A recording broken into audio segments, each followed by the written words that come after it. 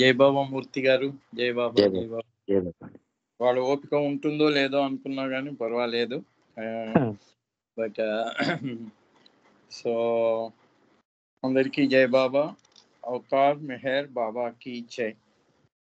April 1934 బాబా Nandi hills, బెంగళూరుకి 35 మైళ్ళ దూరంలో ఉన్న నంది హిల్స్ లో సెక్లూజన్, ఏకాంతవాసం చెయ్యాలి అని వచ్చారు. అయితే ఇది ఏప్రిల్లో బాబా ఏప్రిల్ 17న బొంబాయిలో బయలుదేరి బెంగళూరు వెళ్ళారు. బొంబాయిలో చాలా మంది వచ్చి ఆయనకి రైల్వే స్టేషన్లో వీడ్కోలు ఇచ్చారు. అంతకుముందు జరిగిన సంఘటనలు కూడా చెప్పుకుందాం. మరి అంతకు ముందే 2 months బిఫోరే ఫిబ్రవరి 16వ తేదీ కూడా బాబా మద్రాసు వెళ్ళారు. మద్రాసు సంపత్ అయ్యంగార్ మనందరికీ తెలుసు. ఆయన సాంప్రదాయికమైన కుటుంబంలో పుట్టిన వాళ్ళైనా కూడా జడ్జి గారు ఆయనకు బాబా అంటే ఎనలేని విశ్వాసము. ఆయనకి బాబా కోసం ఏది చేయటానికైనా సిద్ధంగా ఉండేవారు. అందుకనే బాబా ఆయన ఎక్కడుంటే అక్కడికి వెళ్ళారు.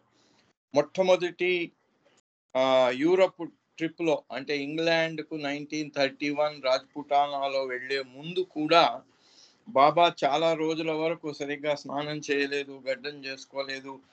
అయితే అప్పుడు సంపత్ అయ్యంగార్ కర్నూలులో ఉన్నారు.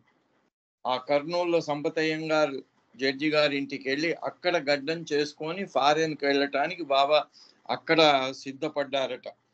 మరి సంపత్ అయ్యంగార్ అంటే అంత ఇష్టం కర్నూలులో.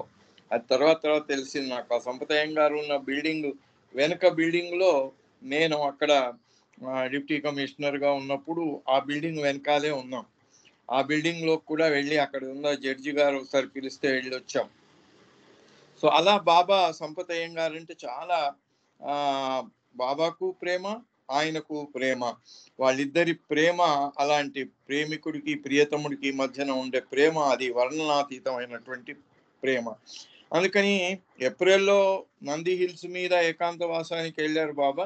అంతకుముందు 2 మాసాల ముందే అనుకోకుండా సడన్ గా మెహరాబాద్ లో బయలుదేరి 16 ఫిబ్రవరి 1934 బాబా సంపత్ అయ్యంగార్ ఇంటికి మద్రాసుకి వెళ్ళిపోయారు. ఎందుకట అంటే సంపత్ అయ్యంగారు ఎప్పటి నుంచో అడుగుతున్నారట, బాబా మీ సమక్షంలో మేము జన్మదినం జరుపుకోవాలి, అందుకని మీరు మద్రాసు మీ జన్మదిన సందర్భంగా మా దగ్గరికి రావాలి అని. అయితే ఉన్నట్టుండి బాబా 1934 అప్పుడు 34లో జొరాస్ట్రియన్ క్యాలెండర్ ప్రకారంగా 18 ఫిబ్రవరి ఆయన బర్త్డే అయింది. ఆ బర్త్డే కోసం బాబా ఉన్నట్టుండి అక్కడ మెహరాబాద్ లో కానీ నాసిక్ లో కానీ ఎక్కడ ఎవరు బర్త్డే జరుపుకోవద్దు అని చెప్పి ఆయన రైలు ఎక్కి మద్రాసుకి వెళ్ళిపోయారు. 17 ఫిబ్రవరి చేరిపోయారు. ఆయన 10 మంది మండలి వారితో పాటుగా బాబా వెళ్ళారు. అక్కడికి వెళ్తే సంపత్ అయ్యంగారు రిసీవ్ చేసుకున్నారు. చాలా గ్రాండ్ స్కేల్లో బాబా జన్మదినాన్ని జరుపుకున్నారు. మనకు తెలుసు సంపత్ అయ్యంగారు ఉండే ఆయన భవనము సైదాపేటలో, దాని సైలెంట్ టవర్ అంటారు దాన్ని. అక్కడ మర్రి చెట్టు బాబా నాటింది ఇప్పటికీ ఉంది. మెహరస్థాన్ అని కూడా, మెహర్ సెబోర్డ్ అని కూడా అంటారు. 40వ జన్మదినం అలా బాబా మద్రాసులో సంపత్ అయ్యంగారి ఇంట్లో చాలా ఘనంగా ఏర్పాటు చేసిన దాని ప్రకారంగా జరుపుకున్నారు. జరుపుకొని అక్కడ ఈవినింగ్ పబ్లిక్ మీటింగ్ కూడా పెట్టారు మద్రాసులో. దానికి వెంకట నారాయణ నాయుడు అని ఆయన అక్కడ విఐపి మద్రాసులో ఆయన ప్రెసైడ్ చేశారు ఈవినింగ్ పబ్లిక్ మీటింగ్ లో, పబ్లిక్ దర్శన్ మీటింగ్ లో. అయితే ఆ సందర్భంగా బాబా ఇచ్చారు. ఎందుకు అంత ఇదిగా బాబా వెళ్ళారు అంటే, నాకైతే ఎన్నో సందర్భాల్లో ఇది చెప్పినప్పుడు, ఈ సంఘటన చెప్పినప్పుడు నాకు గజేంద్ర మోక్షం గుర్తుకొచ్చింది. అలాగే ద్రౌపది వస్త్రాపహరణం అప్పుడు ఆమె అక్కడి నుంచి హస్తినాపురం నుంచి పిలవటం, ద్వారక నుంచి ఈయన వెళ్ళిపోయి చీరలు ఇవ్వటం. అట్లాగే గజేంద్రుణ్ణి కాపాడటం కోసం దాన్ని చమత్కరించి పోతనామాత్యులు సిరికింజప్పుడు అని అసలు ఎవరికీ చెప్పకుండా లక్ష్మీదేవి చీర కొంగు ముడి వేసుకొని పెట్టుకుంటే అది కూడా విప్పలేదు. గజేంద్రుణ్ణి ఖడ్గ ఆయన వాహనమైనటువంటి గరుత్మంతుణ్ణి కూడా పిలవలేదు, చక్రాన్ని తీసుకోలేదు, అయినా వెళ్ళాడట. ఎందుకు అంటే గజ ప్రాణావనోత్సాహి అయి ఆ ఏనుగు గజేంద్రుని ప్రాణాలు రక్షించటానికి ఆయన ఎంత ఆతురతతో వెళ్తారు అంటే ప్రేమ అలా ఆయన్ని తీసుకువెళ్తుందట. ప్రేమకు బానిసట ఆయన. అందుకే అన్నాడు కదా, విశ్వానికి విభుణ్ణి నేను, అయినా నా ప్రేమికుల ప్రేమకు దాసుణ్ణి అన్నారు.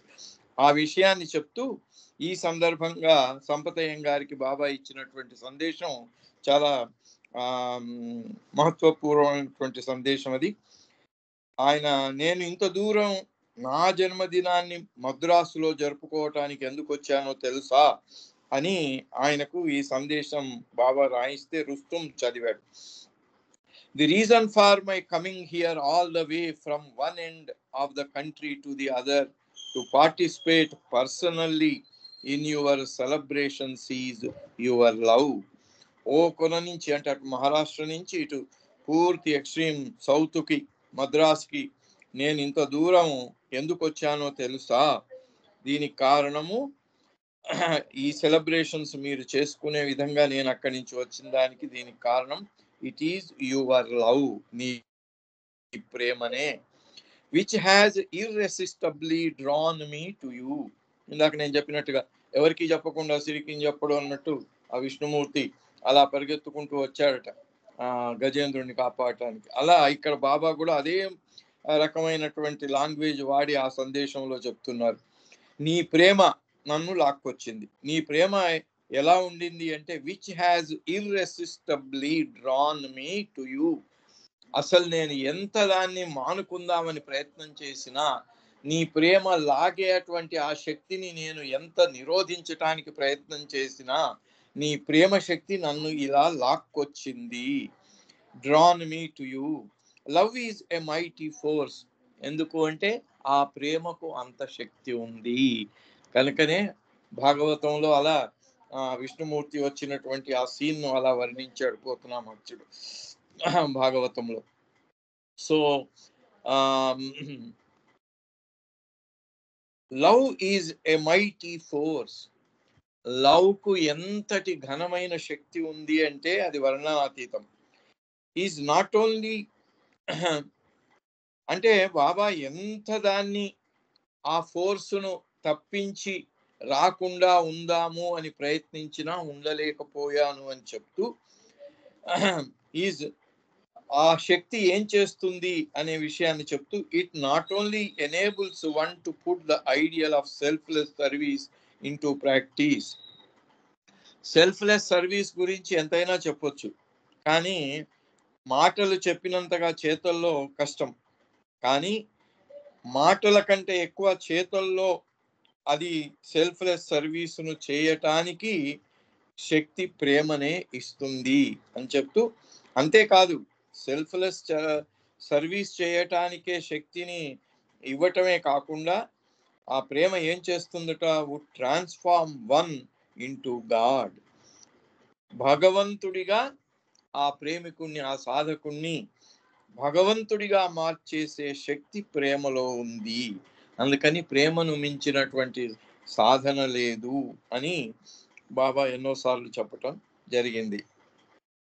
అక్కడ సంపతయ్యం గారికి ఇద్దరు కూతుళ్ళు లక్ష్మీ జానకి అని. అయితే ఆ రోజు బాబా బర్త్డే రోజున ఒకళ్ళేమో బాబాకు శివుని వేషం వేశారు, ఒకళ్ళేమో బాబాకు లార్డ్ కృష్ణుడిగా, ఇద్దరు చెరొకళ్ళు వాళ్ళ ఇష్ట ప్రకారం. మరి బాబా ప్రేమికుల ప్రేమకు దాసుడు కదా, వాళ్ళిద్దరు శివుని వేషం వేస్తే శివుని వేషం వేసుకున్నాడు, కృష్ణుని వేషం వేస్తే కృష్ణుని వేషం వేసుకున్నాడు. Baba fulfilled the wishes of both devotees and all were extremely happy in his midst. ఆయన సహవాసంలో అలా ఆయన జన్మదినాన్ని జరుపుకోవటానికి వాళ్ళు మరి నిజంగా ఎంతటి అదృష్టవంతులు. During his brief visit to Madras Baba explained about maya. ఆ సందర్భంగా బాబా మాయ గురించి సంపతయ్యం గారికి ఇచ్చినటువంటి సందేశం కూడా చాలా గొప్ప సందేశం అది. ఆ బాబా చెప్తూ అన్నాడు, ఎవరైనా ఒక మనిషి సముద్రం దగ్గరికి వెళ్ళి, సముద్రము అట్టడుగున ఉంటాయి ముత్యాలు, ఆ ముత్యాలను తీసుకోవాలి అంటే then he should not shout at the pearl to come out while he sits on the beach. ఎవడైనా అలా ముత్యాలు కావాలనుకునేవాడు వెళ్ళి ఆ సముద్రపు ఒడ్డున కూర్చొని, అంటే బీచ్లో కూర్చొని, ముత్యమా రా రా రా అంటే అది సముద్రం అట్టడుగు భాగం నుంచి లేచి వచ్చేసి వాడి చేతిలో పడుతుందా అని బాబా ఆ ప్రశ్న వేస్తూ, కానీ అలా జరగదు. కానీ ఏం చేయాలి అప్పుడు?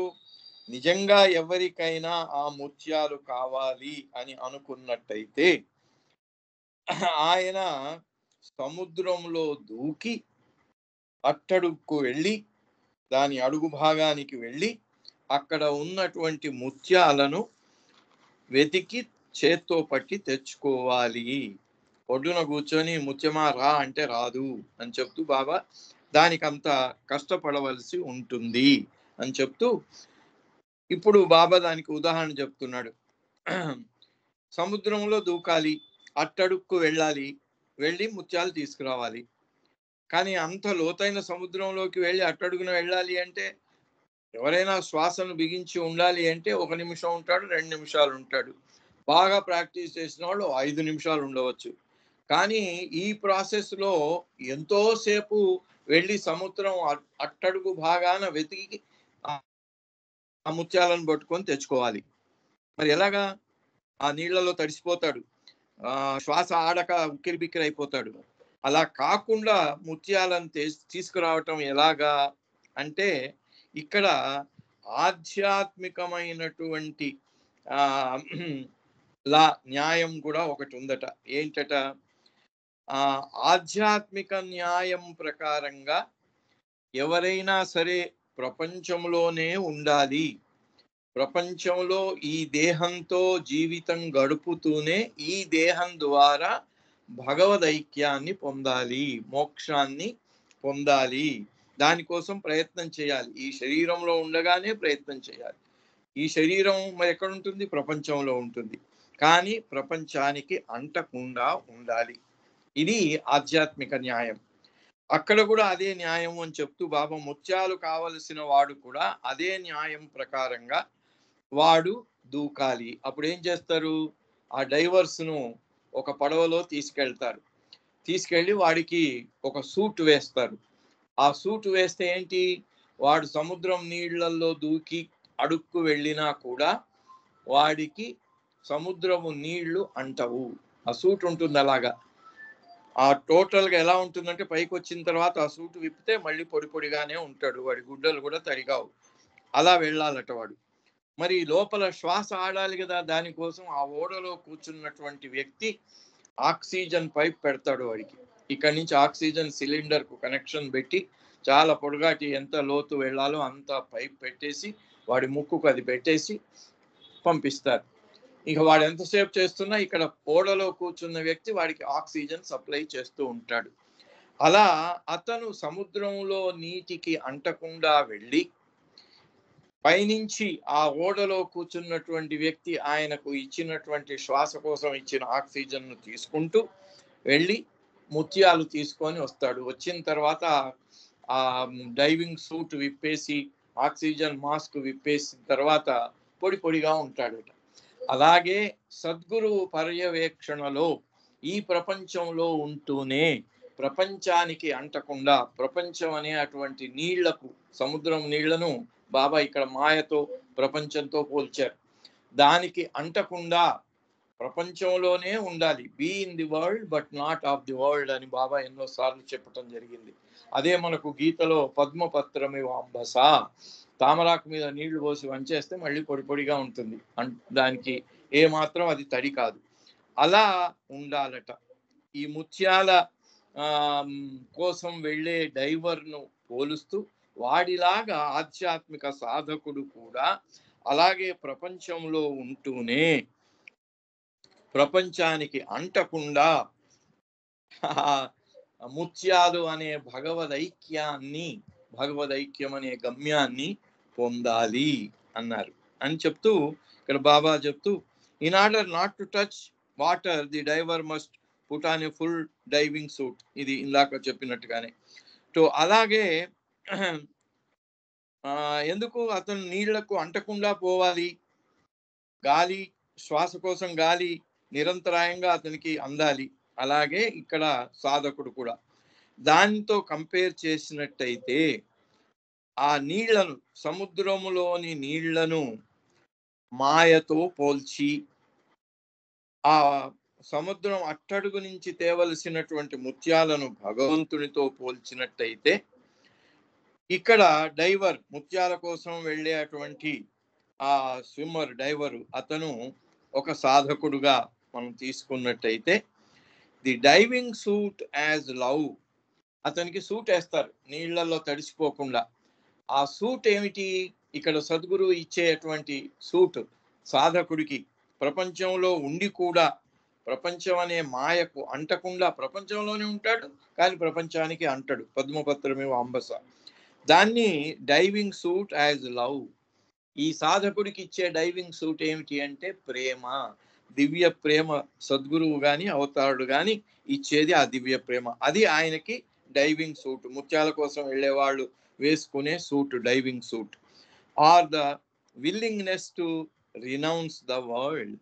అదే ఆ లవ్నే ఇక్కడ ఏం చేశారంటే ప్రపంచంలో ఉండి కూడా దానికి అంటకుండా ఉండే అటువంటి అతని యొక్క పరిత్యాగము, దాన్నే మనం ప్రపంచంలోనే ఉండి ప్రపంచానికి అంటకుండా ఉండేవాడు దాన్ని పరిత్యాగం అన్నారు. అంటే వాడు ఉంటాడు కానీ దానికి అంటడు. The man on the beach or boat in charge of the air compressor as the Sadguru. అతనికి అంటే ప్రపంచానికి అంటకుండా ప్రేమ కానీ పరిత్యాగం కానీ పట్టుకొని అతను ప్రపంచంలోనే ఉంటూ ఆ పరమాత్ముని కోసం శోధన చేస్తూ ఉంటాడు సాధకుడు. ఆ శోధన చేసేవాడికి ఊపిరి ఆగిపోకుండా ఆక్సిజన్ను సప్లై చేసేవాడు బోట్ నుంచి. ఎవరు? ఈ ప్రపంచంలో ఉండే సాధకుడికి ఆ సహాయం చేసేది ఎవరు అంటే సద్గురువు.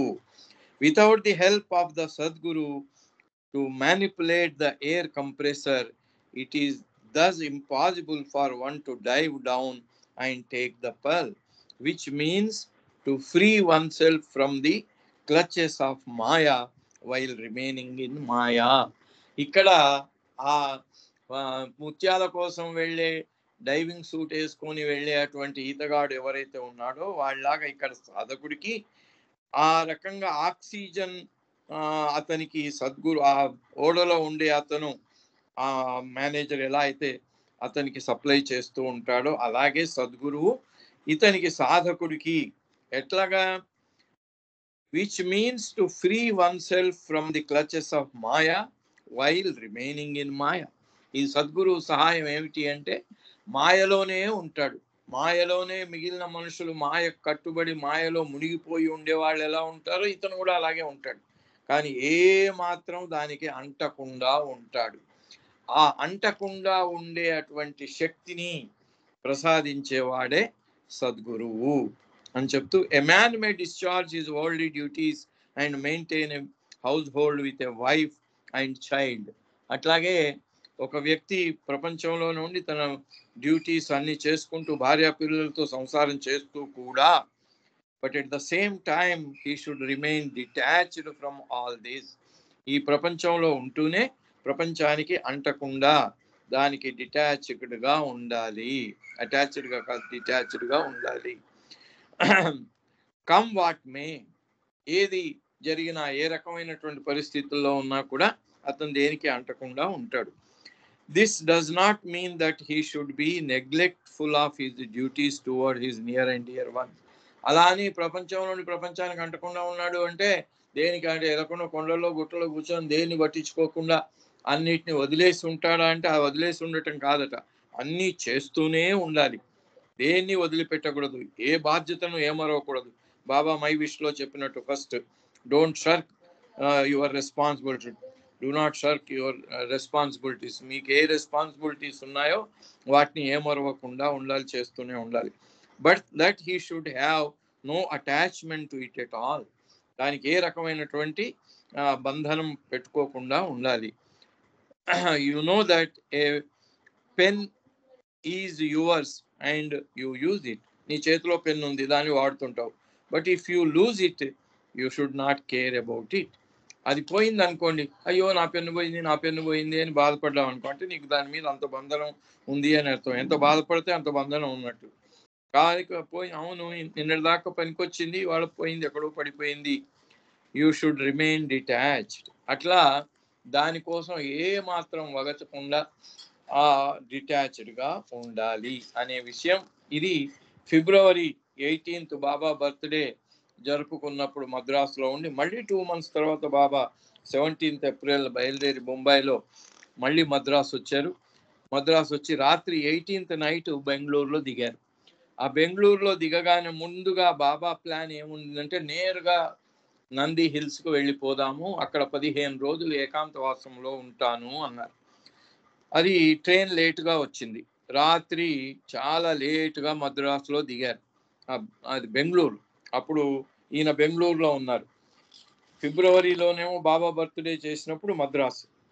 ఇక్కడ ఆయన డ్యూటీ బెంగళూరు అనుకుంటాను. ఆ బెంగళూరులో ఉండగా బాబా ఆయన దగ్గరికి వెళ్ళి నంది హిల్స్ మీద ఏకాంతవాసం కోసం వెళ్తే సంపత్ అయ్యంగారు వచ్చారు. వచ్చి రిసీవ్ చేసుకున్నారు. రిసీవ్ చేసుకుంటే చాలా లేట్ అయిపోయింది. ఆ లేట్ అయిపోయినప్పుడు ఇక ఎందుకంటే అక్కడి నుంచి 36 మైళ్ళు వెళ్ళాలి. అంత దూరం వెళ్ళటం అప్పుడు ఆ రోజుల్లో 34లో అన్ని సౌకర్యాలు కూడా చాలా అంతంత మాత్రంగా ఉండేవి. ఆ నంది హిల్స్కి పైకి రోడ్ లేదు, మెట్లు ఎక్కిపోవాలి, 2000 మెట్లు ఎక్కిపోవాలి. అందుకని వెంటనే సంపతయ్యం గారు అన్నారు, ఎర్లీగా వచ్చి ఉంటేనేమో వెళ్ళిపోయేవాళ్ళు, కానీ లేట్ అయింది. అప్పుడు ఏ రకమైన సాధనం అక్కడికి లేదు. అందుకని సంపతయ్యం గారు బాబాని అడిగారు, what am I to do now? నేనేం చేయాలి బాబా, ఇలా ఉంది పరిస్థితి అన్నాడు. అప్పుడు బాబా అన్నాడు, స్మైలింగ్, బాబా నవ్వుతూ అన్నాడు, ఏం పర్వాలేదు అని బాబా నవ్వుతూ అన్నాడు, what are we to do now?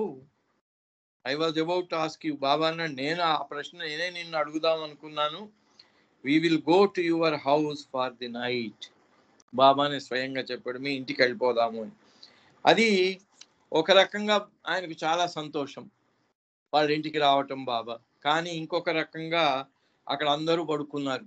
ఇప్పుడు వెళ్ళేసరికి అందరిని లేపి బాబా కోసం అరేంజ్మెంట్ చేయటం అనేది బాబాను అక్కడ నిలబెట్టాలి.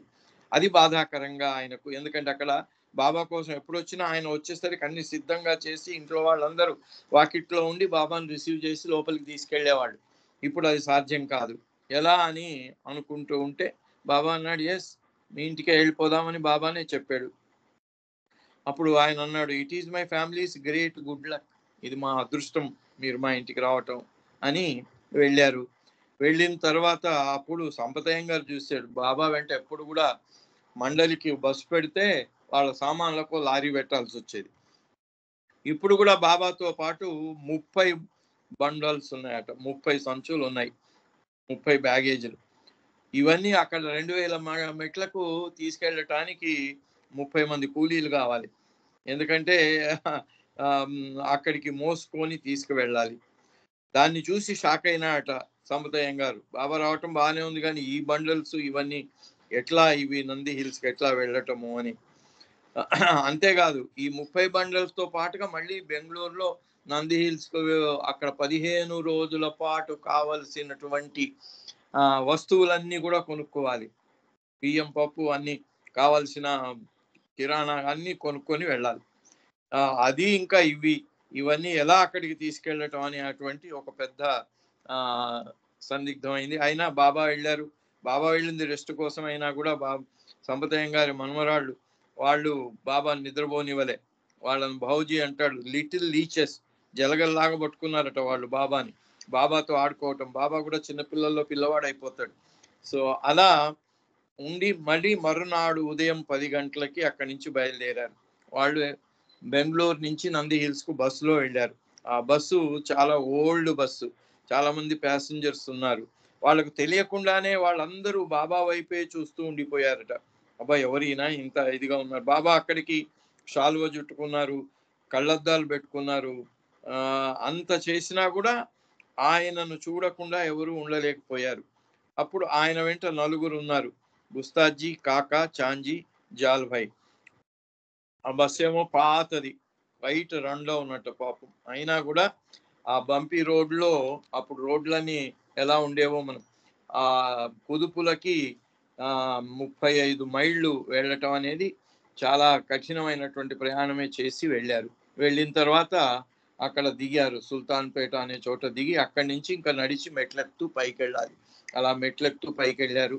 బాబా కోసం అక్కడ ఆయన అన్ని ఏర్పాట్లు బాగానే చేశాడు.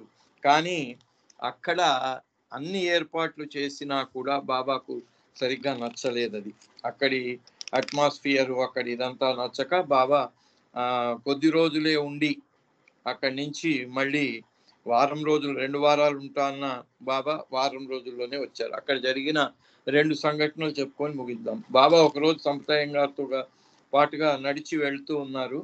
నడిచి వెళ్తూ ఉంటే అక్కడికి చేరిన 2వ రోజే అప్పుడు ఎదురుగా ఇద్దరు అన్టచబుల్స్. అక్కడ ఆ రోజుల్లో అన్టచబుల్స్ అంటే అస్పృశ్యత అనేది చాలా ఎక్కువగా ఉండింది.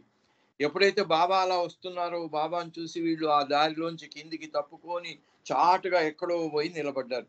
అప్పుడు బాబా స్వయంగా వాళ్ళను పిలిపించి, మీరేం భయపడాల్సిన పని లేదు, నేరుగా మా ఎదురుగానే వెళ్ళండి, మమ్మల్ని టచ్ చేసినా కూడా ఏం పర్వాలేదు అని చెప్పారు. దాంతో వాళ్ళు చాలా సంతోషించి వెళ్ళిపోయారు. అక్కడ ఉండగా అక్కడి పరిస్థితులన్నిటినీ చూసి బాబా ఎందుకో ఉన్నట్టుండి గాంధీజీని కూడా గుర్తు చేసుకొని ఏప్రిల్ 25వ తేదీన మనకు భగవద్గీతలోది శ్లోకం ఉంది, కర్మణ్యేవాధికారస్తి మా ఫలేషు కదాచిన అని. అటువంటిది ఎప్పుడు కూడా ఫలితాన్ని ఆశించకూడదు అనే సందేశాన్ని అక్కడ ఇవ్వటం జరిగింది. అది చదువుకొని ముగించేద్దాం. Even a great soul like Gandhi worries because he wants results. ఎవరైనా కూడా వాళ్ళకి వరీస్, చింతలు ఎందుకు వస్తాయి అంటే చేసిన పనితోని అక్కడికి సరిపెట్టుకోరు, దాని రిజల్ట్ వాళ్ళు కోరిన విధంగా రావాలి అని ఆశించటం వల్ల వరీస్ వస్తాయి. One must sincerely try to do his duties but the results must always be left with god. కర్మణ్యవాధికారస్తే మా ఫలేషు కదాచన. చేయటమే నీ డ్యూటీ, చేసిన తర్వాత దాని ఫలితం అనేది భగవంతుని పరంగా వదిలేసాయి. Worrying about the results is no good and of no use. ఎందుకంటే అది నీ చేతిలో ఉండదు, అది ఏం జరగాలో అదే జరుగుతుంది, నీకు ఇష్టమైనా అయిష్టమైనా. If a person wishes to do anything for others, ఆయన ఇతరుల కోసం, మరి గాంధీజీ అంతా కూడా తన కోసం కాదు పాపం, ఆయన సెల్ఫ్లెస్ సర్వీస్ చేసే మనిషి అయినా కూడా ఆయన రిజల్ట్స్ గురించి ఆశించడం వల్ల ఆయనకు worries. He must do it sincerely. రెండో వాళ్ళకి చేసేవాళ్ళు సిన్సియర్గా చేయాలి. And having done it he should not worry about the result. అలా చేసిన తర్వాత సిన్సియర్గా చేయాలి. ఆ చేయటంలో ఏం పొరపాటు ఉండకూడదు, ఏ రకమైనటువంటి షో ఉండకూడదు. For results are not in human hands. Results మానవ చేతుల్లో, మానవుని చేతుల్లో ఉండవు. It is for humans to do, for God to ordain. అందుకని ఇది భగవంతుని పరంగా, ఎందుకంటే రిజల్ట్స్ అన్ని కూడా భగవంతుని యొక్క. అందుకే బాబా అన్నాడు కదా, a leaf of grass will not move without my will. శివునాజ్ఞ లేనిది చీమైనా కుట్టదు అన్నారు. To remain aloof from results is not difficult. మరి అలా అని అది చాలా కష్టం అంటే కష్టం కూడా కాదంటున్నారు Baba. But men do not try. కానీ మనుషులు ప్రయత్నించరు. Because it is human nature to think of the results of one's actions. ఎందుకంటే మనిషి ఆ ప్రయత్నాలు చేయటంలోనే, ఆ పని చేయటంలోనే దాని రిజల్ట్స్ కోసమే ముందు నుంచే దానికోసం ఆలోచనలు పెట్టుకొని ఉంటాడు. However it does not mean one should worry. అయితే దానికోసం వరీ ఎందుకు? నువ్వు వరీ పడినా జరిగేది జరగక మనదు, రిజల్ట్ ఏది రావాలో అదే వస్తుంది. Man must think but he must not worry. థింకింగ్లో పర్వాలేదు, ఆశించటంలో పర్వాలేదు, కానీ వరీ అవ్వకూడదు. Try to attribute all your acts to god. నువ్వు చేసే అన్ని కూడా భగవంతుని పరంగా చెయ్యి. And let results be his. ఆ రిజల్ట్ అందుకని అప్పుడు ఫలితం ఆయన ఇచ్చే ప్రకారంగానే జరగని. Gandhi says he does everything for God and attributes it to him, but he still worries because he cares about the result. అందుకని గాంధీజీ కూడా అంత సెల్ఫ్లెస్ వర్కర్ అయి ఉండి కూడా ఆయన ఫలితం గురించి అంతగా వరి అవుతూ ఉంటాడు అని ఆ కర్మణ్యేవాధికారస్తే మా ఫలేషు కదాచన అని. అలాగే బర్త్డే సందర్భంగా ఒక ముత్యాల తెచ్చేటువంటి ఈతగాడు వెళ్ళి ముత్యాలు ఎలా తెస్తాడో అలాగే సాధకుడు కూడా ప్రపంచంలో ఉండి ప్రపంచానికి అంటకుండా భగవంతుణ్ణి పొందాలి అనే ఈ 2 సందేశాలు బాబా ఇచ్చినవి ఈ సందర్భంగా గుర్తు చేసుకోవాలని అనిపించింది. అవతార్ మెహర్ బాబా కీ జై. జై బాబా.